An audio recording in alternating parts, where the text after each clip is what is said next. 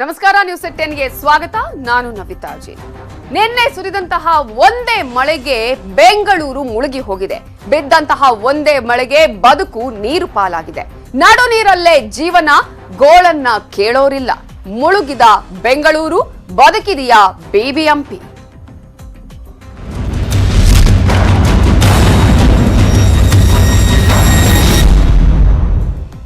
ನಿನ್ನೆ ಸುರಿದ ಒಂದೇ ಒಂದು ಮಳೆಗೆ ಇಡೀ ರಾಜಧಾನಿ ತತ್ತರಿಸಿ ಹೋಗಿದೆ. ಬೇಸಿಗೆ ಮಳೆಗೆ ಬೆಂಗಳೂರಿನ ಜನ ತತ್ತರಿಸಿ ಹೋಗಿದ್ದಾರೆ. 100ಕ್ಕೂ ಹೆಚ್ಚು ಮನೆಗಳಿಗೆ ನೀರು ನುಗ್ಗಿದೆ. ಬೇಸಿಗೆ ಮಳೆಗೆ ಬೆಂಗಳೂರು ತತ್ತರಿಸಿ ಹೋಗಿದ್ದು, ಆದ್ರೂ ಕೂಡ ಬಿಬಿಎಂಪಿಗೆ ಈ ರೀತಿಯಾದಂತಹ ಅವಾಂತರಗಳು ಆಗಿರೋದು ಕಾಣಿಸ್ತಾನೆ ಇಲ್ಲ. ಯಾವುದೇ ಮುನ್ನೆಚ್ಚರಿಕೆಗಳನ್ನು ತೆಗೆದುಕೊಂಡಿಲ್ಲ. ಕಳೆದ ಒಂದು 10 ದಿನಗಳ ಹಿಂದೆ ಕೂಡ ಇಂತಹದ್ದೇ ಮಳೆ ಬಂದಿತ್ತು, ಆಗ ನಾವು ಎಚ್ಚೆತ್ತುಕೊಂಡಿದ್ದೀವಿ ಅನ್ನುವಂತಹ ರೀತಿಯಲ್ಲಿ ಬಿಬಿಎಂಪಿ ಹೇಳಿತ್ತು. ಆದ್ರೆ ಈಗ ಮಳೆ ಬರ್ತಾನೆ ಇದೆ. ಬಿಬಿಎಂಪಿ ಮಾತ್ರ ಯಾವುದೇ ಮುನ್ನೆಚ್ಚರಿಕೆ ಕ್ರಮ ತೆಗೆದುಕೊಳ್ತಾ ಇಲ್ಲ. ಆಗ್ತಾ ಇರುವಂತಹ ಅವಾಂತರಗಳನ್ನ ಕಡಿಮೆ ಮಾಡ್ತಾ ಇಲ್ಲ. ಮರಗಳು ಧರೆಗುರುಳಿವೆ, ಕುಸಿದು ಬಿದ್ದಿವೆ ಲೈಟ್ ಕಂಬಗಳು. ರೋಡ್ ಮೇಲೆಲ್ಲ ರಾಜಕಾಲುವೆಯ ಕೊಳಚೆ ನೀರೇ ಇದೆ. ಮಳೆಯ ಮುನ್ಸೂಚನೆ ಇದ್ರೂ ಬಿಬಿಎಂಪಿ ಮಾತ್ರ ನಿರ್ಲಕ್ಷ್ಯವನ್ನ ತೋರ್ತಾನೆ ಇದೆ. ಮೆಜೆಸ್ಟಿಕ್, ಜಯದೇವ್ ವೃತ್ತ, ಉತ್ತರಹಳ್ಳಿ, ಎಸ್ಜೆ ಪಾರ್ಕ್, ಯಲಹಂಕದಲ್ಲಿ ಅನೇಕ ಅವಾಂತರಗಳು ಆಗಿದೆ. ಕೊಳಚೆ ನೀರೆಲ್ಲವೂ ಕೂಡ ಮನೆಗಳಿಗೆ ನುಗ್ಗಿದೆ. ಇದರಿಂದ ಜನ ಪರದಾಟವನ್ನ ಮಾಡ್ತಿದ್ದಾರೆ. ಬಿಬಿಎಂಪಿಗೆ ಹಿಡಿ ಶಾಪ ಹಾಕ್ತಿದ್ದಾರೆ. ಬಿಬಿಎಂಪಿ ಅಧಿಕಾರಿಗಳಿಗೆ ಜನ ಅಲ್ಲಿ ಆಕ್ರೋಶವನ್ನು ವ್ಯಕ್ತಪಡಿಸ್ತಾ ಇದ್ದಾರೆ. ಪದೇ ಪದೇ ಮಳೆ ಬರ್ತಾ ಇದೆ. ಈಗಾಗಲೇ ಬೇಸಿಗೆ ಮಳೆ ಆರಂಭ ಆಗಿದೆ. ಸಾಕಷ್ಟು ದಿನಗಳಿಂದಲೂ ಮಳೆ ಬರ್ತಾ ಇದೆ. ಒಂದ್ ಕಡೆ ಹವಾಮಾನ ಇಲಾಖೆ ಎಚ್ಚರಿಕೆಯನ್ನ ಕೊಡ್ತಾ ಇದೆ. ಇಷ್ಟೆಲ್ಲ ಇದ್ರೂ ಕೂಡ, ಮಳೆ ಇಷ್ಟು ಜೋರಾಗಿ ಬರ್ತಾ ಇದ್ರು ಕೂಡ ಬಿಬಿಎಂಪಿ ಇನ್ನೂ ಕೂಡ ಗಾಢ ನಿದ್ರೆಯಲ್ಲಿದೆ. ಯಾವಾಗ ಎಚ್ಚೆತ್ತುಕೊಳ್ತಾರೆ ಬಿಬಿಎಂಪಿ ಅಧಿಕಾರಿಗಳು ಅನ್ನೋದನ್ನ ಪ್ರತಿಯೊಬ್ರು ಕೂಡ ಕೇಳ್ತಾ ಇದ್ದಾರೆ. ಯಾಕಂದ್ರೆ ಒಂದು ಸಣ್ಣ ಮಳೆ ಬಂದ್ರೆ ಸಾಕು, ಬೆಂಗಳೂರು ಹೇಗಿರುತ್ತೆ ಅನ್ನೋದು ಸಾಮಾನ್ಯವಾಗಿ ಎಲ್ಲರಿಗೂ ಕೂಡ ಕಲ್ಪನೆ ಇದೆ.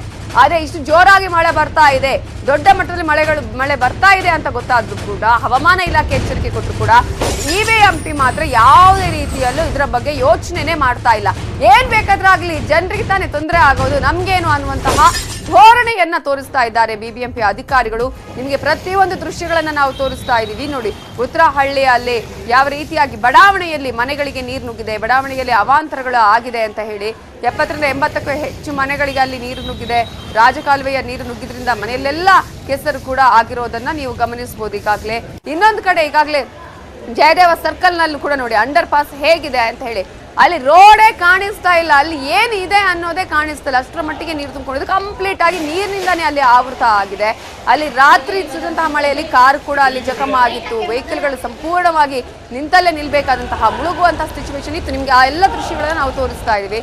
ಬಟ್ ಇಷ್ಟೆಲ್ಲ ಆಗ್ತಾ ಇದೆ, ಬಿಬಿಎಂಪಿಯ ಅಧಿಕಾರಿಗಳು ಮಾತ್ರ ನಮಗೂ ಅದಕ್ಕೂ ಸಂಬಂಧನೇ ಇಲ್ಲ ಅನ್ನುವ ರೀತಿಯಲ್ಲಿ ವರ್ತನೆ ಮಾಡ್ತಿದ್ದಾರೆ. ಈಗಾಗಲೇ ಮಳೆಯ ಪ್ರಮಾಣವನ್ನ ಕೂಡ ನಾವು ನೋಡ್ಬೋದು, ಎಲ್ಲೆಲ್ಲಿ ಎಷ್ಟೆಷ್ಟು ಆಗಿದೆ ಅನ್ನೋದನ್ನ ಕೂಡ ನಿಮ್ಗೆ ನಾವು ತೋರಿಸ್ತಾ ಇದ್ದೀವಿ. ಆದ್ರೆ ಇಷ್ಟು ದೊಡ್ಡ ಪ್ರಮಾಣದಲ್ಲಿ ಮಳೆ ಬಂದಿದೆ, ಜನ ಅಲ್ಲಿ ಸಾಕಷ್ಟು ತೊಂದರೆಯನ್ನು ಅನುಭವಿಸ್ತಾ ಇದ್ದಾರೆ, ಸಂಕಷ್ಟಕ್ಕೀಡಾಗಿದ್ದಾರೆ, ರಾತ್ರಿ ಜಾಗರಣೆಯನ್ನ ಮಾಡಿದ್ದಾರೆ. ಎಲ್ಲಾ ಕಡೆಗಳಲ್ಲೂ ಕೂಡ, ಯಾವ್ದು ತಗ್ಗು ಪ್ರದೇಶಗಳಿದೆಯಲ್ಲ, ಎಲ್ಲಾ ಕಡೆಗಳಲ್ಲೂ ಕೂಡ ಮನೆಗಳಿಗೆ ನೀರು ನುಗ್ಗಿದೆ. ತಾವು ತಮ್ಮ ಮನೆಯಲ್ಲಿದ್ದಂತಹ ಸಂಗ್ರಹಿಸಿದಂತಹ ಎಲ್ಲ ವಸ್ತುಗಳು ನೀರು ಪಾಲಾಗಿದೆ.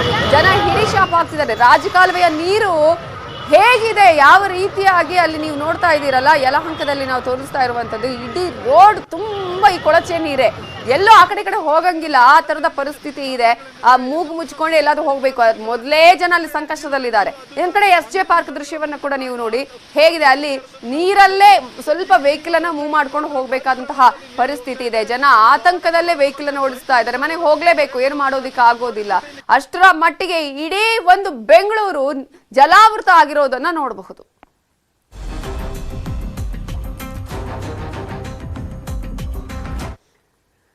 ಇಡೀ ಬೆಂಗಳೂರು ಸಂಪೂರ್ಣವಾಗಿ ಮುಳುಗಿದೆ. ಇನ್ನು ಉತ್ತರಹಳ್ಳಿ ಪರಮಹಂಸ ಬಡಾವಣೆಯಲ್ಲಿ ಅವಾಂತರ ನಡೆದಿದೆ.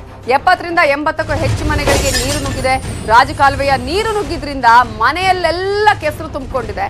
ಜನ ಹಿಡಿ ಶಾಪ ಹಾಕೋದು ಸುಳ್ಳಲ್ಲ. ಯಾಕಂದ್ರೆ ಇಂತಹ ಸಂದರ್ಭದಲ್ಲಿ ವೋಟ್ ಕೇಳುವಂತಹ ಸಂದರ್ಭದಲ್ಲಿ ನಾವು ಅದ್ ಮಾಡ್ಕೊಡ್ತೀವಿ, ಇದ್ ಮಾಡ್ಕೊಡ್ತೀವಿ, ಹಾಗೇನೆ ಸಾಕಷ್ಟು ಕಡೆಗಳಲ್ಲಿ ಅಗದು ಇಟ್ಟಿದ್ದಾರೆ ರೋಡ್ಗಳೆಲ್ಲವೂ ಕೂಡ. ಮತ್ತೊಂದ್ ಕಡೆ ನೀರು ಹೋಗೋದಿಕ್ಕೂ ಕೂಡ ಚಾನ್ಸೇ ಇಲ್ಲ ಅನ್ನುವಂತಹ ರೀತಿಯಲ್ಲಿ ಇಡೀ ರೋಡ್ಗಳು ತುಂಬಿಕೊಂಡಿದೆ. ಎಲ್ಲಿ ಹೋಗತ್ತೆ ನೀರು? ಒಂದೊಂದು ರೀತಿಯಂತಹ ಅವ್ಯವಸ್ಥೆ ಇದೆ ಆಲ್ರೆಡಿ. ಈಗಾಗಲೇ ಬೆಂಗಳೂರಲ್ಲಿ ಪ್ರತಿನಿತ್ಯ ನಾವು ಹೇಳ್ತಾನೆ ಇರ್ತೀವಿ ಏನೇನು ಸಮಸ್ಯೆಗಳಿದೆ ಅಂತ ಹೇಳಿ. ಒಂದ್ ಸಣ್ಣ ಮಳೆ ಬಂದ್ರೆ ತಡ್ಕೊಳ್ಳೋದಕ್ಕೆ ಆಗದಂತಹ ಈ ಬೆಂಗಳೂರಲ್ಲಿ ಇನ್ನು ಇಷ್ಟು ದೊಡ್ಡ ಮಟ್ಟದಲ್ಲಿ ಇನ್ನೇ ಹೇಗ್ ಮಳೆ ಬಂದಿದೆ ಅನ್ನೋದು ಪ್ರತಿಯೊಬ್ಬ ಬೆಂಗಳೂರಿರೋರಿಗೆ ಗೊತ್ತಿದೆ. ಅಷ್ಟು ದೊಡ್ಡ ಮಟ್ಟದಲ್ಲಿ ಮಳೆ ಸುರಿದಿದೆ. ಅಧಿಕಾರಿಗಳು ಮಾತ್ರ ಯಾವುದೇ ರೀತಿಯಲ್ಲಿ ಎಚ್ಚೆತ್ತುಕೊಳ್ಳುವ ಹಾಗೆ ಕಾಣಿಸ್ತಾ ಇಲ್ಲ. ಮನೆಗಳಿಗೆ ನೀರು ನುಗ್ಗಿದೆ, ಸಂಪೂರ್ಣವಾಗಿ ಕೆಸರುಮಯ ಆಗಿದೆ. ಪರಮಹಂಸೆ ಬಡಾವಣೆಯ ದೃಶ್ಯವನ್ನು ನಿಮ್ಗೆ ತೋರಿಸ್ತಾ ಇದ್ದೀವಿ. ಜನ ಅಲ್ಲಿ ವಾಸ ಮಾಡಬೇಕೋ ಬೇಡವೋ, ಹೇಗಿರ್ಬೇಕು, ಎಷ್ಟು ಕಷ್ಟ ಪಡ್ತಾ ಇದ್ದಾರೆ. ಒಂದೊಂದು ಕಡೆಗಳಲ್ಲಿ ಜನ ಮನೆಯಿಂದ ಹೊರಗೆ ಬಂದ್ರೆ ಸಾಕು ಅನ್ನೋ ರೀತಿಯಲ್ಲಿ ಯಾಕಂದ್ರೆ ಅಷ್ಟರ ಮಟ್ಟಿಗೆ ನೀರು ತುಂಬಿಕೊಂಡಿದೆ. ಮನೆಯಲ್ಲಿದ್ದ ವಸ್ತುಗಳೆಲ್ಲವೂ ಕೂಡ ಬೀದಿ ಪಾಲಾಗಿದೆ. ಬಿಬಿಎಂಪಿ ಹಾಗೇನೆ ಈಗಾಗಲೇ ಯಾವ ರೀತಿಯಾಗಿ ಎಚ್ಚೆತ್ತುಕೊಳ್ಳೋದಿದ್ರೆ ಏನೇನು ಆಗತ್ತೆ ಅನ್ನೋದನ್ನ ಕೂಡ ನಾವು ನೋಡಬಹುದು. ಇನ್ನು ಪರಮಹಂಸ ಬಡಾವಣೆಯ ಸ್ಥಿತಿ ಹೇಗಿದೆ, ಅಲ್ಲಿನ ವಸ್ತು ಸ್ಥಿತಿ ಯಾವ ರೀತಿ ಆಗಿದೆ ಅನ್ನೋದ ಪ್ರತ್ಯಕ್ಷ ವರದಿಯನ್ನ ಕೊಟ್ಟಿದ್ದಾರೆ ನಮ್ಮ ರಿಪೋರ್ಟರ್ ಸವಿತಾ. ಬೆಂಗಳೂರಿನಲ್ಲಿ ಸ್ವಲ್ಪ ಮಳೆ ಆದ್ರೂ ದೊಡ್ಡ ಮಟ್ಟದ ಅವಾಂತರಗಳು ಸೃಷ್ಟಿಯಾಗ್ತವೆ. ಇದಕ್ಕೆ ಮುಖ್ಯ ಕಾರಣ ರಾಜ್ಯ ಕಾಲುವೆ ಅಂತ ಹೇಳ್ಬೋದು. ರಾಜ್ಯ ಕಾಲುವೆ ಓವರ್ ಫ್ಲೋ ಇಂದಾಗಿ ಈ ಭಾಗದ ಜನರಿಗೆ ಸಮಸ್ಯೆ ಆಗುತ್ತೆ. ಅದರಲ್ಲೂ ಉತ್ತರಹಳ್ಳಿಯ ಪರಮಹಂಸ ಬಡಾವಣೆಯಲ್ಲಿದ್ದೀನಿ. ಯಾವ ರೀತಿ ಸಮಸ್ಯೆ ಆಗಿದೆ ನಿನ್ನೆ ಸುರಿದ ಮಳೆಗೆ ಅನ್ನೋದನ್ನ ನೇರ ದೃಶ್ಯಾವಳಿಗಳಲ್ಲಿ ತೋರಿಸ್ತಾ ಹೋಗ್ತೀನಿ. ಸದ್ಯ ಪರಮಹಂಸ ಬಡಾವಣೆಯಲ್ಲಿದ್ದೀನಿ, ನೋಡಬಹುದು. ನೇರವಾಗಿ ಅಲ್ಲಿ ರಾಜ್ಯ ಕಾಲುವೆ ಇದೆ. ಇಲ್ಲಿ BWSSB ತನ್ನ ಕಾರ್ಯವನ್ನು ಮಾಡ್ತಾ ಇದೆ. ರಸ್ತೆಯನ್ನು ಬೇಕಾಬಿಟ್ಟಿ ಅಗ್ದು ಹಾಗೆ ಬಿಟ್ಟು ಹೋಗಿದೆ. ನೋಡಬಹುದು ಯಾವ ರೀತಿಯಾಗಿ ಮಧ್ಯ ರಸ್ತೆಯನ್ನೇ ಅಗ್ದು ಹೋಗಿದೆ. ಈ ಕಡೆ ಮನೆಯವರು ಮನೆಗೆ ನೇರವಾಗಿ ಹೋಗಕ್ ಆಗ್ತಾ ಇಲ್ಲ. ವಯಸ್ಸಾದವರು, ಮಕ್ಕಳು ಯಾವ ರೀತಿ ಓಡಾಡ್ತಾರೆ ಅನ್ನೋ ಪ್ರಶ್ನೆ ಸಹ ಕಾಡ್ತಾ ಇದೆ. ಇನ್ನು ರಾಜ್ಯ ಕಾಲುವೆಯ ಓವರ್ ಫ್ಲೋ ಇಂದಾಗಿ ಮಳೆ ನೀರು ಜೊತೆಗೆ ಕೊಳಚೆ ನೀರು ಸಹ ಮನೆಗಳಿಗೆ ಒಂದೂವರೆ ಅಡೆ ಮಳೆ ನೀರು ಮನೆಗೆ ನುಗ್ಗುತ್ತೆ. ಇದರಿಂದ ರಾತ್ರಿ ಜಾಗರಣೆ ಮಾಡುವ ಪರಿಸ್ಥಿತಿ ಇಲ್ಲಿಯ ನಿವಾಸಿಗಳಿಗೆ ಎದುರಿಸ್ತಾ ಇದ್ದಾರೆ. ಸದ್ಯ ಇಲ್ಲಿ ಒಂದಿಷ್ಟು ಜನ ನಿವಾಸಿಗಳಿದ್ದಾರೆ. ನಿನ್ನೆ ಸುರಿದ ಮಳೆ ಯಾವ ರೀತಿ ಅವಾಂತರ ಮಾಡಿದೆ, ಇದು ಮೊದಲನೇ ಬಾರಿಯ ಪದೇ ಪದೇ ಇದೇ ಸಮಸ್ಯೆ ಆಗುತ್ತಾ, ನೇರವಾಗಿ ಕೇಳೋಣ. ಸರ್, ಇವಾಗ BWSSB ಅಗ್ದಿದೆ, ನಿಮ್ಮ ಮನೆ ಮುಂದೆನೆ ಅಗ್ದಿದೆ, ಯಾವ ರೀತಿ ಸಮಸ್ಯೆ ಆಗುತ್ತೆ? ಅಂದ್ರೆ ಕೊಚ್ಚೆ ನೀರು, ಟಾಯ್ಲೆಟ್ ನೀರು ಎಲ್ಲ ಒಳಗಡೆ ಬಂದ್ಬಿಟ್ಟಿದೆ ಮೇಡಮ್. ಎಲ್ಲ ತುಂಬ ಹೋಗ್ಬಿಟ್ಟಿದೆ ಮನೆಯಲ್ಲಿ, ಎಲ್ಲ ಕಡೆ ತುಂಬ ಹೋಗ್ಬಿಟ್ಟಿದೆ. ನಮಗೆ ವಾಸ ಮಾಡೋಕ್ಕಾಗಲ್ಲ. ಮುಕ್ಕಾಲು ಭಾಗ ಮನೆ ಒಳಗಡೆ 3 ಫೀಟ್ ನೀರು ಬಂದಿದೆ.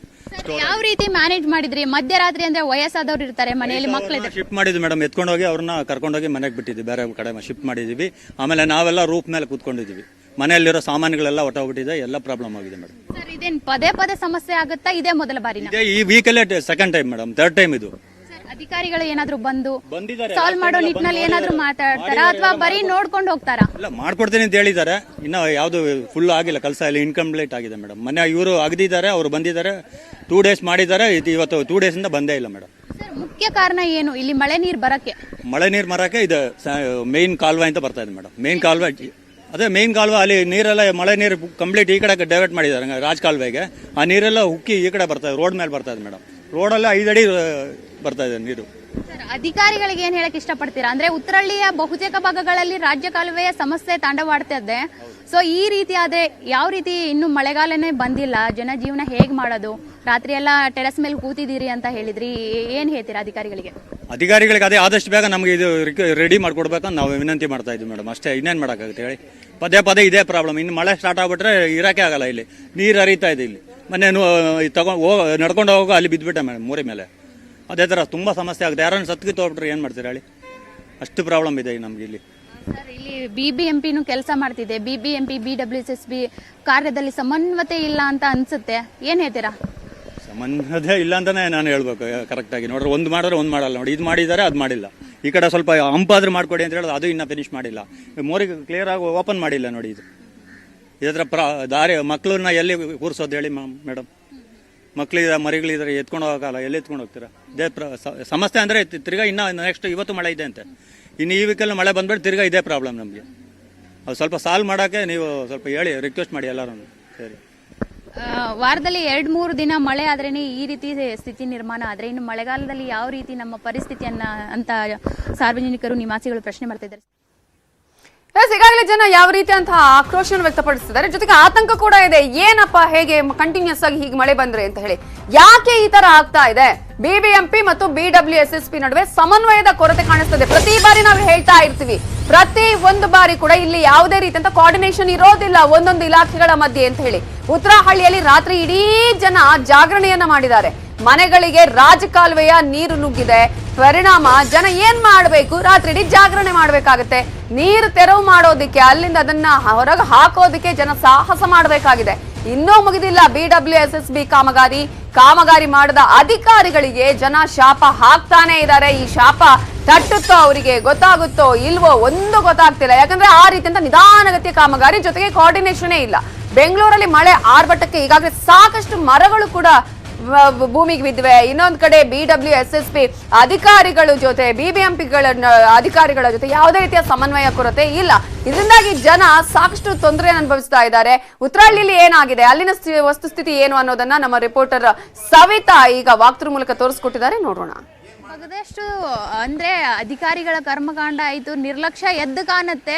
ಕೇವಲ BBMP ಅಲ್ಲ, BWSSB ಆಯಿತು, ರಾಜ್ಯ ಕಾಲುವೆ ನಿರ್ವಹಣೆ ಸರಿ ಆಗ್ತಿಲ್ಲ. ರಾಜ್ಯ ಕಾಲುವೆಯಿಂದ ಓವರ್ ಫ್ಲೋ ಆಗಿ ಮಳೆಗಾಲದಲ್ಲಿ ಅದು ಓವರ್ ಫ್ಲೋ ಆಗಿ ಮನೆಗಳಿಗೆ ನೀರು ನುಗ್ಗುತ್ತೆ, ಗಲೀಜು ನೀರು. ಮಳೆ ನೀರು ಹೇಗೋ ಸಹಿಸ್ಕೋಬಹುದು, ಆದರೆ ರಾಜ್ಯ ಕಾಲುವೆ ಆ ಕಳಚೆ ನೀರನ್ನು ಸಹಿಸ್ಕೊಳ್ಳೋದು ರೋಗ ಇಲ್ಲಿ ಜನರಿಗೆ ದೊಡ್ಡ ಸಮಸ್ಯೆ ಅಂತ ಹೇಳ್ಬೋದು. ನೇರವಾಗಿ ಅವ್ರನ್ನೇ ಕೇಳೋಣ, ಯಾವ ರೀತಿ ಸಮಸ್ಯೆ ಆಗುತ್ತೆ, ಇದೊಂದೇ ಬಾರಿನ ಪ್ರತಿ ಬಾರಿ ಆಗುತ್ತಾ ಅಥವಾ ಏನು ಅಂತ. ಸರ್ ಬನ್ನಿ, ಈಗ ಈ ಮಳೆಯಿಂದ ಯಾವ ರೀತಿ ಸಮಸ್ಯೆ ಆಗ್ತಿದೆ? ರಾಜ್ಯ ಕಾಲುವೆಯಿಂದ ಪದೇ ಪದೇ ಆಗುತ್ತಾ? ರಾಜ್ಯ ಕಾಲುವೆಯಲ್ಲಿ ಏನು ಸಮಸ್ಯೆ ಮೇಡಮ್? ರಾಜ್ಯ ಕಾಲುವೆನಲ್ಲಿ ಡೆಪ್ತ್ ಸರಿಗಿಲ್ಲ. ಅದಾಗಿದ ನಂತರ ಕಂಪ್ಲೀಟ್ ಎಂಡ್ ಟು ಎಂಡ್ ದೊರೆಕೆರೆಯಿಂದ ಸ್ಟಾರ್ಟ್ ಆದರೆ ಈ ಮೂಲೆವರೆಗೂ ರಿಟೈನಿಂಗ್ ವಾಲ್ ಇಲ್ಲ. ಸುಮಾರು 10 ವರ್ಷದಿಂದ ಹೋಗಿ ನಾವು ರಿಟೈನಿಂಗ್ ವಾಲ್ ಬಗ್ಗೆ ನಮ್ಮ ಲೋಕಲ್ MLA ಹತ್ರ ಕೇಳ್ಕೊಂಡಿದ್ದೀವಿ, ಕಾರ್ಪೊರೇಟರ್ ಹತ್ರ ಕೇಳ್ಕೊಂಡಿದ್ದೀವಿ. 2017 ಮತ್ತು 19 ಮಧ್ಯ 2 ಕಿಲೋಮೀಟರು ಯು ಚಾನಲ್ ಡ್ರೈನ್ ಮಾಡ್ತೀವಿ, ಮಂಜೂರಾಗಿದೆ, ಇವತ್ತೇ ಕೆಲಸ ಸ್ಟಾರ್ಟ್ ಆಗುತ್ತೆ ಅಂತೇಳಿ 2017ರಲ್ಲಿ ನಮ್ಮ ಕಾರ್ಪೊರೇಟ್ರು ಹೇಳಿದ್ದು. ಆಯಿತಾ, 19 ಆಯಿತು, ಕರೋನಾ ಬಂತು. ಕರೋನಾನಲ್ಲಿ 2020 ಅಕ್ಟೋಬರ್ 22ನೇ ತಾರೀಕು ಜ್ಞಾಪಕ ಇದೆ. 4 ಅಡಿ ನೀರಿತ್ತು. 4 ಅಡಿ ನೀರಿನಲ್ಲಿ ಸಂಪೂರ್ಣ ಈ ರೋಡಲ್ಲಿರೋ ಎಲ್ಲ ಲೆಫ್ಟ್ ಸೈಡ್ ಮನೆಗಳಿಗೆಲ್ಲ ನೀರು ಪಾಲಾಯಿತು. ಒಬ್ಬ ಅಥಾರಿಟಿ ಬಂದಿಲ್ಲ. ಅವತ್ತಾಗಲಿ ಮಾರನೇ ದಿನ ಆಗಲಿ ಬಂದಿಲ್ಲ ಅಥಾರಿಟೀಸು. ಇದು 2020 ಕರೋನಾ ಟೈಮು. ಇವತ್ತು 2022 2 ವಾರದ ಹಿಂದೆಗಡೆ ಬರೀ ಸೀವೇಜ್ ವಾಟರು 4 ಅಡಿ ಬಂದಿತ್ತು. ರಾತ್ರಿ ಟೈಮ್ ಈ ಥರ ಬಂದರೆ ಈ ಕಡೆ ಮಲ್ಗೋಕ್ಕೂ ಆಗಲ್ಲ, ಆ ಕಡೆ ಕ್ಲೀನ್ ಮಾಡ್ಕೊಂಡು ಇರೋಣ ಅನ್ನೋಕ್ಕೂ ಆಗಲ್ಲ. ಸೊ ಯಾವ ರೀತಿ ಮ್ಯಾನೇಜ್ ಮಾಡ್ತೀರಾ? ಅಧಿಕಾರಿಗಳಿಗೆ ಏನು ಹೇಳಕ್ಕೆ ಇಷ್ಟಪಡ್ತೀರಾ? ಮೇಡಮ್, ಅಧಿಕಾರಿಗಳಿಗೆ ಫೋನ್ ಮಾಡ್ತೀವಿ, ಎಮರ್ಜೆನ್ಸಿ ರೆಸ್ಪಾನ್ಸ್ ಟೀಮ್ ಅನ್ನೋದೇ ಇಲ್ಲ ಇಲ್ಲಿ. ನಾವು ನಮಗೆ ಅಟ್ಲೀಸ್ಟ್ ರಿಟೈನಿಂಗ್ ವಾಲ್ ಎಂಡ್ನಲ್ಲಿ ರಿಟೈನಿಂಗ್ ವಾಲ್ ಹಾಕ್ಕೊಟ್ಬಿಟ್ರೆ, ಒಂದು 6 ಅಡಿ 8 ಅಡಿ ರಿಟೈನಿಂಗ್ ವಾಲ್ ಹಾಕ್ಕೊಟ್ರೆ ನಮಗೆ ಒಂದು ಸ್ವಲ್ಪ ಧೈರ್ಯ ಇರುತ್ತೆ. ರಿಟೈನಿಂಗ್ ವಾಲ್ ಹಾಕ್ಕೊಟ್ಬಿಟ್ಟು ಗೊತ್ತಾಯ್ತಾ, ನಮಗೆ ಇನ್ನೊಂದು ಪ್ರಾಬ್ಲಮ್ ಏನಿದೆ ಅಂತಂದರೆ, ಈ ರಾಜಕಾಲುವೆ ಡೆಡ್ ಎಂಡಲ್ಲಿ ಶಾರ್ಪ್ ಲೆಫ್ಟ್ ಟರ್ನ್ ಮಾಡುತ್ತೆ. ಬೆಂಗಳೂರಿನಲ್ಲಿ ಇದೊಂದೇ ರಾಜಕಾಲುವೆ ರೈಟ್ ಆ್ಯಂಗಲ್ ಟರ್ನ್ ಮಾಡೋದು, ಎಲ್ಲನ ಕೇಳಿದ್ದೀರಾ? ಅದರಿಂದ ಏನಾಗ್ತಾ ಇದೆ ಅಂದರೆ ವಾಟರ್ ಫ್ಲೋ ರಿಸ್ಟ್ರಿಕ್ಟ್ ಆಗ್ತಾ ಇದೆ, ಫ್ರೀಯಾಗಿ ವಾಟರ್ ಫ್ಲೋ ಆಗ್ತಾ ಇಲ್ಲ. ಅದು ಬ್ಯಾಕಪ್ ಆಗಿ ಗೊತ್ತಾಯ್ತಾ, ಇಲ್ಲಿ ಗುಂಡುಮುನೇಶ್ವರ ದೇವಸ್ಥಾನ ಹತ್ರ ಇದೆ ಅಲ್ಲ, ಅಲ್ಲಿ ಬ್ರಿಡ್ಜ್ ಬೇರೆ ಕಟ್ಟಿದಾರಲ್ಲ, ಆ ಬ್ರಿಡ್ಜ್ ಇರೋದ್ರಿಂದ ಆ ಬ್ರಿಡ್ಜ್ ಹತ್ರ ನೀರು ಮತ್ತೆ ಫ್ರೀಯಾಗಿ ಫ್ಲೋ ಆಗ್ತಾ ಇಲ್ಲ. ಬ್ರಿಡ್ಜ್ ಭಯಂಕರ ಹೈಟ್ ಮಾಡಬೇಕು, ಅದು ಮಾಡ್ತಿಲ್ಲ ಅವರು. ರಾಜ್ಯ ಕಾಲುವೆಯಿಂದ ಈ ಒಂದೇ ಪರಮಹಂಸ ಬಡಾವಣೆ ಮಾತ್ರನಾ ಅಥವಾ ಬಹುತೇಕ ಬಡಾವಣೆಗಳಿಗೆ ಇದೇ ಸಮಸ್ಯೆನಾ? ಬಹಳ ಇದೆ ಮೇಡಮ್. ಇಲ್ಲಿ ಇದು ಹೇಮಾವತಿ ವಾಟರ್ ಸಪ್ಲೈ ರೋಡ್ ಅಂತ ಒಂದು ಹೆಸರು, ಲಕ್ಷ್ಮಯ್ಯ ಲೇಔಟ್ ಅಂತ 2 ಇದೆ, ಹಿಂದೆಗಡೆ ಸಪ್ತಗಿರಿ ಲೇಔಟ್ ಅಂತಿದೆ, ಇಲ್ಲಿ ಕೆಳಗಡೆ ಕನಿಕಾ ಪರಮೇಶ್ವರಿ ದೇವಸ್ಥಾನ ಅಂತಿದೆ. ಇದು ಈ 4 ರೋಡ್ಗಳು. ಈ ಲಾಸ್ಟ್ ಇಯರ್ ಈ ಪಕ್ಕದ ರೋಡ್ ಕೂಡ ಆಗ್ತಾಯಿತ್ತು. ಇಲ್ಲಿ ರಿಟೈನಿಂಗ್ ವಾಲ್ ಮಾಡಿದ್ದಾರೆ 8 ಅಡಿ, ಹಾಗಾಗಿ ಅವ್ರಿಗೇನು ಸಮಸ್ಯೆ ಆಗಿಲ್ಲ ಈ ವರ್ಷ. ಸಮಸ್ಯೆ ಅಂದಿದ್ದು ನಾವು ತೊಗೊಂಡು ಒಂದು 25 ಇಯರ್ಸ್ ಆಯಿತು, ತೊಗೊಂಡು 25 ವರ್ಷ ಆಯಿತು. ಪ್ರತಿ ವರ್ಷ ಮಳೆಯಲ್ಲಿ ನಮಗೆ ಫಸ್ಟ್ ಸಮಸ್ಯೆ ಆಗ್ತಾರೆ ನಮ್ಮ ಈ ರೋಡು, ಈ ರಸ್ತೆಗೆ, ಈ ಲೇಔಟ್ಗೆ. ಆಮೇಲೆ ನೆಕ್ಸ್ಟ್ ಲೇಔಟ್ಗೆಲ್ಲ ಪ್ರಾಬ್ಲಮ್ ಆಗ್ತಾಯಿದೆ. ಇವಾಗ ಅಲ್ಲಿ ಈ ಟರ್ನಿಂಗಲ್ಲಿ ಶಾರ್ಪ್ ಕರ್ವ್ ಮಾಡಿದ್ದಾರೆ ಮೇಡಮ್. ಅಲ್ಲಿ ಹೋಗ್ತಾ ನ್ಯಾರೋ ಆಗಿದೆ, ಎಲ್ ಟೈಪ್ ಮಾಡಿದ್ದಾರೆ. ಇಲ್ಲಿ ಹಿಂಗೆ ಹೋಗ್ತಾ ಅಲ್ಲಿ ನ್ಯಾರೋ ಟರ್ನಿಂಗಲ್ಲಿ ಚಿಕ್ಕದಾಗ್ಬಿಟ್ಟಿದೆ. ಮೇನ್ ಸಮಸ್ಯೆ ಅದೇ, ಇನ್ನೇನು ಸಮಸ್ಯೆ ಇಲ್ಲ. ಅಲ್ಲಿ ನೀರು ಅಲ್ಲಿ ರಿಟರ್ನ್ ಹೊಡಿತಾ ಇದೆ ಅಷ್ಟೇ. ಕಳೆದ ಬಾರಿ ಡಿಸೆಂಬರ್ನಲ್ಲಿ ಮಳೆ ಆಗಿರೋದ್ರಿಂದ ಕೇಂದ್ರೀಯ ವಿಹಾರ ಅಪಾರ್ಟ್ಮೆಂಟ್ ಆಯಿತು, ಮಾನ್ಯತಾ ಟೆಕ್ ಪಾರ್ಕ್, ಅಲ್ಲಿ ದೊಡ್ಡ ಮಟ್ಟದ ಸಮಸ್ಯೆ ಆಗಿತ್ತು. BBMP ಕೇಳಿದರೆ ನಾವು ಅಲ್ಲಿ ಸಾಲ್ವ್ ಮಾಡಿದ್ದೀವಿ, ಈ ಬಾರಿ ಮಳೆ ಆದರೆ ಯಾವುದೇ ಅವಾಂತರ ಆಗೋದಿಲ್ಲ ಅಂತ. ತುಂಬ ದೊಡ್ಡ ಮಟ್ಟದ ಸಮಸ್ಯೆ ಆದಲ್ಲಿ ಮಾತ್ರ ಫೋಕಸ್ ಮಾಡಿ ಸಮಸ್ಯೆ ಸಾಲ್ವ್ ಮಾಡಿದ್ದಾರೆ. ಈ ಭಾಗದಲ್ಲಿ ಪದೇ ಪದೇ ಇದೇ ರೀತಿ ಸಮಸ್ಯೆ ಕಾಣ್ತಾ ಇದೆ. ಇದು ಕೇವಲ ಇಂದು ನಿನ್ನೆದಲ್ಲ, ವರ್ಷಗಳೇ ಉರುಳು ಹೋಗಿದ್ದಾವೆ. ಅಧಿಕಾರಿಗಳು ಬರ್ತಾರೆ, ಸಬೂಬುಗಳನ್ನು ಕೊಡ್ತಾರೆ, ಆದಷ್ಟು ಬೇಗ ಕ್ಲಿಯರ್ ಮಾಡ್ತೀವಿ ಅಂತಾರೆ. ಬೆಂಗಳೂರಲ್ಲಿ ಮಳೆಯ ಆರ್ಭಟಕ್ಕೆ ಮರಗಳು ಭೂಮಿಗೆ ಬಿದ್ದಿದೆ, ಧರೆ ಗುರುಳಿವೆ. 12ಕ್ಕೂ ಹೆಚ್ಚು ಕಡೆ ಮರಗಳು. ಈಗಾಗಲೇ ರಾತ್ರಿಯೇ ಮರಗಳನ್ನ ತೆರವು ಮಾಡಿದ್ದಾರೆ ಸಿಬ್ಬಂದಿ. ಇದೊಂದು ಒಳ್ಳೆ ಕೆಲಸ ಮಾಡಿದ್ದಾರೆ ಅಂತ ಅನ್ಸುತ್ತೆ. ಯಾಕಂದ್ರೆ ಎಲ್ಲಾ ಕಡೆಗಳು ಈ ರೀತಿಯಾದಂತಹ ಅವಾಂತರಗಳು ಆಗ್ತಾ ಇದೆ. ಭೂಮಿಗೆ ಬಿದ್ದಿದೆ ಮರಗಳು. ಬೆಂಗಳೂರಿನ 12ಕ್ಕೂ ಹೆಚ್ಚು ಕಡೆ ಎಷ್ಟು ಮರಗಳು ಭೂಮಿಗೆ ಬಿದ್ದಿದೆ ಅವೆಲ್ಲವನ್ನ ತೆರವು ಮಾಡುವಂತಹ ಕೆಲಸವನ್ನ ಸಿಬ್ಬಂದಿ ಆಲ್ಮೋಸ್ಟ್ ಮಾಡಿದಾರಂತೆ. ಪಶ್ಚಿಮ ವಲಯದಲ್ಲೇ ಅತಿ ಹೆಚ್ಚು ಮರಗಳು ಬಿದ್ದಿರುವ ಬಗ್ಗೆ ವರದಿಯಾಗಿದೆ. ರಾತ್ರಿಯೇ ಕಟಾವು ಮಾಡಿ ತೆರವುಗೊಳಿಸಿ ಸಂಚಾರಕ್ಕೆ ಅನುವು ಮಾಡಿಕೊಟ್ಟಿದ್ದಾರೆ. ಮೆಜೆಸ್ಟಿಕ್ ಬಳಿ ಕೂಡ ಬೃಹತ್ ಮರ ಧರೆಗುರುಳಿತ್ತು. ಬಿದ್ದ ಮರವನ್ನ ಕಟಾವು ಮಾಡಿ ರಸ್ತೆ ಬದಿಯಲ್ಲೇ ರೆಂಬೆಗಳನ್ನ ಹಾಕಲಾಗಿದೆ. ಮರ ಬಿದ್ದ ಪರಿಣಾಮ ವಿದ್ಯುತ್ ಕಂಬ ಜಖಂ ಆಗಿದೆ. ಕೇಬಲ್ ವೈರ್ಗಳು ಎಲ್ಲವೂ ಕೂಡ ಕಟ್ ಆಗಿದೆ. ಇನ್ನು ಇದರ ಬಗ್ಗೆ ನಮ್ಮ ರಿಪೋರ್ಟರ್ ಗಂಗಾಧರ್ ವಾಗಟ ಅಲ್ಲಿನ ಪ್ರತ್ಯಕ್ಷ ವರದಿಯನ್ನ ಕೊಟ್ಟಿದ್ದಾರೆ, ನೋಡೋಣ. ಸಿಲಿಕಾನ್ ಸಿಟಿ ಬೆಂಗಳೂರಿನಲ್ಲಿ ನಿನ್ನೆ ಸುರಿದಂತಹ ಭಾರೀ ಮಳೆಗೆ ನಗರದಲ್ಲಿ ಸಾಕಷ್ಟು ಕಡೆ ಅವಾಂತರಗಳಾಗಿರುವಂತದ್ದು. ಮೆಜೆಸ್ಟಿಕ್ ಹೋಗುವಂತ ಮುಖ್ಯ ರಸ್ತೆಯಲ್ಲಿ ಅಲಂಕಾರ ಪ್ಲಾಜಾ ಮುಂದೆ ದೊಡ್ಡ ಬೃಹತ್ ಮರ ನೆನೆ ಧರೆಗುಳಿದಿತ್ತು. ಈ ಒಂದು ದೃಶ್ಯಾವಳಿ ನೋಡಬಹುದು. ಬುಡದ ಸಮೇತ ನೆನ್ನೆ ಈ ಒಂದು ಬುಡ ಸಮೇತ ಬಿದ್ದಿರುವಂತದ್ದು. ಆದ್ರೆ ಕೂಡಲೇ ಎಲ್ಲ ಸಿಬ್ಬಂದಿ ಕೂಡ ಅಲರ್ಟ್ ಆಗಿದ್ದಾರೆ. ಆದ್ರೆ ಅದೃಷ್ಟವಶಾತ್ ಯಾರು ಕೂಡ ಅಂದ್ರೆ ಇದು ಮೆಜೆಸ್ಟಿಕ್ಗೆ ಹೋಗುವಂತ ಅಂದ್ರೆ ಮೈಸೂರು ಬ್ಯಾಂಕ್ ಸರ್ಕಲ್ ಇಂದ ಮೆಜೆಸ್ಟಿಕ್ ಹೋಗುವಂತ ಮುಖ್ಯ ರಸ್ತೆ ಇದು. ಒಂದು ವೇಳೆ ಯಾರಾದ್ರೂ ವೆಹಿಕಲ್ಸ್ ಅಲ್ಲಿ ಬಂದಿದ್ರೆ ಅದು ಮರ ಬಿದ್ದಂತ ಸಂದರ್ಭದಲ್ಲಿ ದೊಡ್ಡ ಅನಾಹುತವೇ ಆಗ್ತಾ ಇತ್ತು. ಆದ್ರೆ ಅದೃಷ್ಟವಶಾತ್ ಯಾವುದೇ ಕೂಡ ಸಮಸ್ಯೆ ಆಗಿಲ್ಲ. ನೆನ್ನೆ ಅಂದ್ರೆ ನೋಡ್ಬೋದು ಇಲ್ಲಿ ಬೃಹತ್ ಮರ ಬಿದ್ದಂತ ಹಿನ್ನೆಲೆಯಲ್ಲಿ ಕೂಡಲೇ ಅದನ್ನ ಮರವನ್ನ ಕಟಾವು ಮಾಡಿ ಅದನ್ನ ತೆರವು ಮಾಡಿದ್ದಾರೆ. ಜೊತೆಗೆ ಅಲ್ಲಿ ಕಂಬದ ಮೇಲೆ ಅಂದ್ರೆ ಒಂದು ರಸ್ತೆಯ ಬದಿಯಿಂದ ಮತ್ತೊಂದು ಫುಟ್ಪಾತ್ ಮೇಲೆ ಬಿದ್ದಿರುವಂತದ್ದು. ಅಲ್ಲಿ ಕಂಬ ಕೂಡ ಎಲ್ಲ ಕೂಡ ನಜ್ಗುಜ್ಜಾಗಿರುವಂತದ್ದು. ಅಂದೆಲ್ಲ ಕೂಡ ಕೇಬಲ್ ಹಾಕೋದಕ್ಕೆಲ್ಲ ಕೂಡ ಅಲ್ಲಿ ಒಂದು ಕಂಬವನ್ನ ಹಾಕಿದ್ರು. ಸಂಪೂರ್ಣವಾಗಿ ಆ ಕಂಬ ಕೂಡ ನಜ್ಗುಜ್ಜಾಗಿದೆ. ವೈರ್ಗಳೆಲ್ಲ ಕೂಡ ಆ ವೈರ್ಗಳ ಮೇಲೆ ಬಿದ್ದಂತ ಪರಿಣಾಮವಾಗಿ ಕೇಬಲ್ ವೈರ್ಗಳೆಲ್ಲ ಕೂಡ ಕಟ್ ಆಗಿರುವಂತದ್ದು. ಈಗ ಈ ರಸ್ತೆಯ ಮಾರ್ಗವಾಗಿ ಎಲ್ಲ ಕೂಡ ವಿದ್ಯುತ್ ಸಂಪರ್ಕವನ್ನ ಕಡಿತ ಮಾಡಿದ್ದಾರೆ. ಈಗ ಆ ವೈರ್ಗಳೆಲ್ಲ ಕೂಡ ಕೂಡ ಕಟ್ ಆಗಿದೆ. ಹೀಗಾಗಿ ಅದನ್ನ ಸಂಪೂರ್ಣವಾಗಿ ಅದೆಲ್ಲ ಕಟ್ ಮಾಡಿರುವಂತದ್ದು. ಸದ್ಯ ಅಂದ್ರೆ ಅದೃಷ್ಟವಶಾತ್ ಯಾವುದೇ ಸಮಸ್ಯೆ ಆಗಿಲ್ಲ. ಯಶವಂತಪುರ ಆಗಿರ್ಬೋದು, ಮಲ್ಲೇಶ್ವರಂ ಮತ್ತೆ ಗಾಂಧಿನಗರ ಮತ್ತೆ ಈ ಎಲ್ಲ ಸುತ್ತಮುತ್ತಿನ ಭಾಗಗಳಲ್ಲಿ ಕೂಡ ಇದೇ ಸಮಸ್ಯೆ ಆಗಿದೆ. ಜೊತೆಗೆ ಈಗಾಗಲೇ ನಗರ ಅಂದ್ರೆ ನಿನ್ನೆ ರಾತ್ರಿ ಮಳೆ ಇಲ್ಲ. ಆದ್ರೆ ಸಂಜೆ ಸುಮಾರು ಒಂದು 3-4 ಗಂಟೆಗಳ ಕಾಲದಂತ ಸುರಿದಂತಹ ಮಳೆಗೆ ಸಮಸ್ಯೆ ಆಗಿತ್ತು. ಅದನ್ನ ಕೂಡಲೇ ಬಿಬಿಎಂಪಿ ಸಿಬ್ಬಂದಿ ಅದನ್ನ ತೆರವು ಮಾಡಿದ್ದಾರೆ. ಒಟ್ಟಲ್ಲಿ ಅಂದ್ರೆ ಈ ಎಲ್ಲಿ ರಸ್ತೆಗಳ ವರ್ಕ್ ನಡೀತಾ ಇರೋ ಹಿನ್ನೆಲೆಯಲ್ಲಿ ಆ ಪಕ್ಕದ ಮರಗಳ ಪಕ್ಕದಲ್ಲಿ ಮಣ್ಣನ್ನ ತೆರವು ಮಾಡಿದ್ರು. ಕ್ಯಾಮರಾ ಪರ್ಸನ್ ಯೋಗೇಶ್ವರ್ ಜೊತೆ ಗಂಗಾಧರ್ ವಾಗ್ಟಾ, ನ್ಯೂಸ್ 18 ಕನ್ನಡ, ಬೆಂಗಳೂರು.